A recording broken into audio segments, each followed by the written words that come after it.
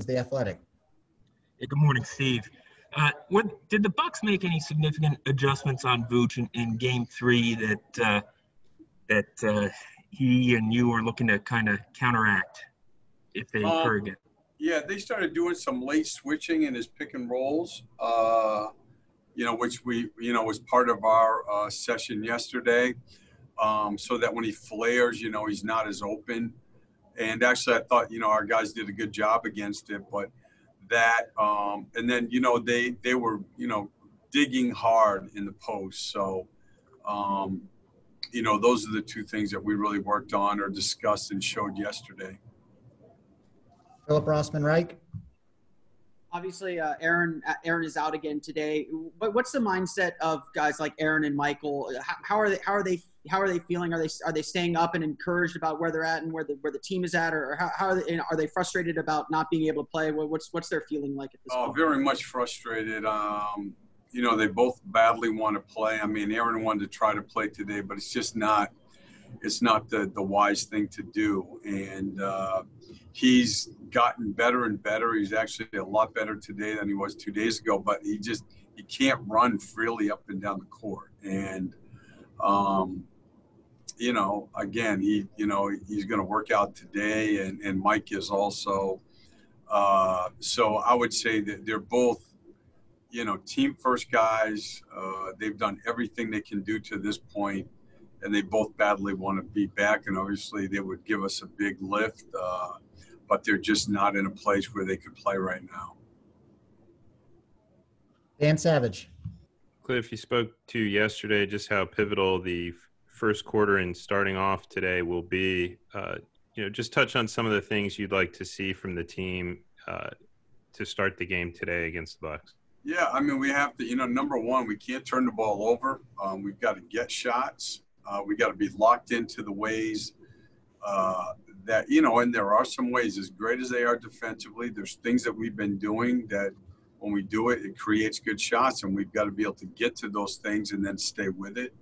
And then we've got to get back to playing the type of defense we played in Game 1 and Game 2. In those two games, we would have been combined top 3 in the NBA for the year. So our defense went from being really, really good in the first two games to not good at all in Game 3. And it's going to be a combination of both of those things. To beat a team like this, which we're capable of doing, we did it in Game 1, you have to play well at both ends of the floor, and that's what we need today. Eric Nehm, The Athletic. Hey, Steve. It feels like one of the major differences in that game is Giannis goes 10 of 10 at the rim. And in the first two games, he wasn't finishing that same way.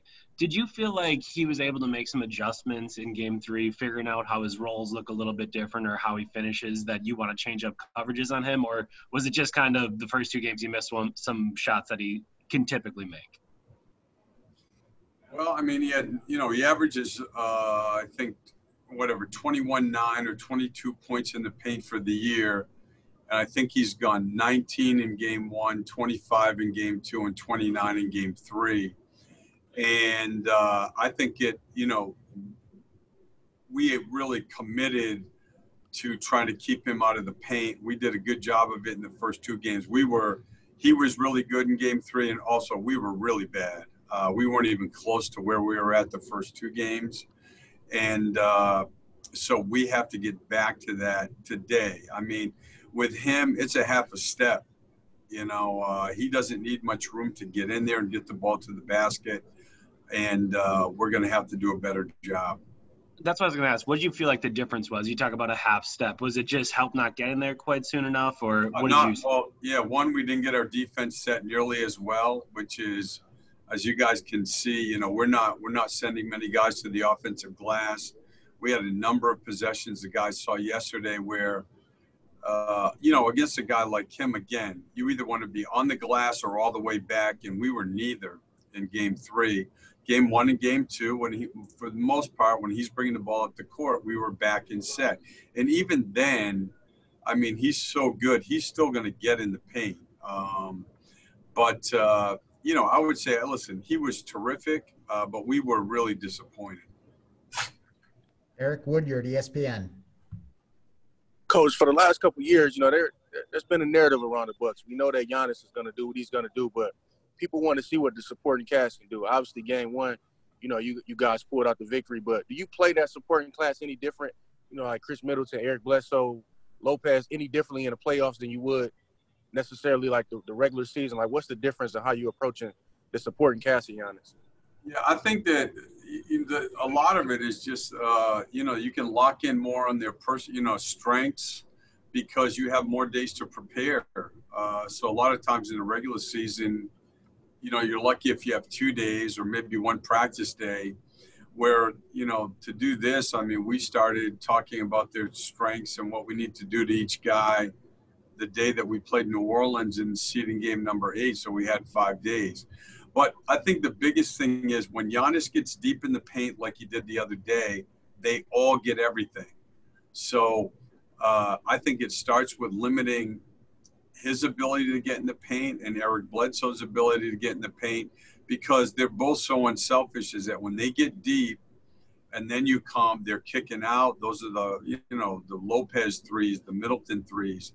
And then with Chris Middleton, look, we're not going to hold him to 6 points, 8 points. He's a terrific player, one of the most efficient scorers in the NBA. And, he doesn't need a lot of room. And if you make a mistake on him, like we did the other night, he made a couple, then he gets going. So, we have a couple things that we added yesterday that we're going to try to do to slow them down. But they have a lot of weapons, and it's still, to me, obviously it starts with Giannis and his penetration. Josh Robbins. Steve, given how sharp Terrence has looked offensively, and given how Evan has not looked as sharp, at least with his shot offensively, did you consider flip-flopping them in the starting lineup? That's not a question we've asked you since you arrived with the Magic, but I'm curious whether you would ever flip-flop those roles, the starting role and the off-the-bench role. No. What's your rationale for that? Is it because of Evan's defense and Terrence's comfort level off the bench? Yeah, totally. I mean, first of all, our biggest problem in the game, the other day was when we broke the lineup in the second quarter. We got outscored by 19. So, we're going to play. You try to play in a way that you have balance on the floor at all times. Terrence's minutes the other night weren't what they will be or what I planned them to be, simply because he got his second foul in the first half. So he didn't play 5 of the minutes I planned on playing him. And then, we were down late in the game, so he didn't go back in. But basically, they both play nearly the same minutes, and it gets down to playing groups. Again, you guys, especially against a team like this, you've got to have offense and defense on the floor. The other thing is Terrence is very comfortable in a role that he's excelling in. That actually doesn't make any sense to me at all. Philip Rossman, right? Obviously down 2-1 in the series, going down, kind of like playing behind in the first quarter. You don't want to be down 3-1 in the series.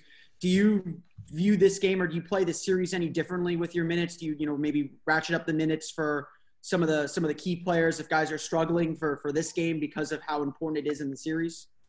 Yes. Any other questions for Coach Clifford? All right, thanks, everybody.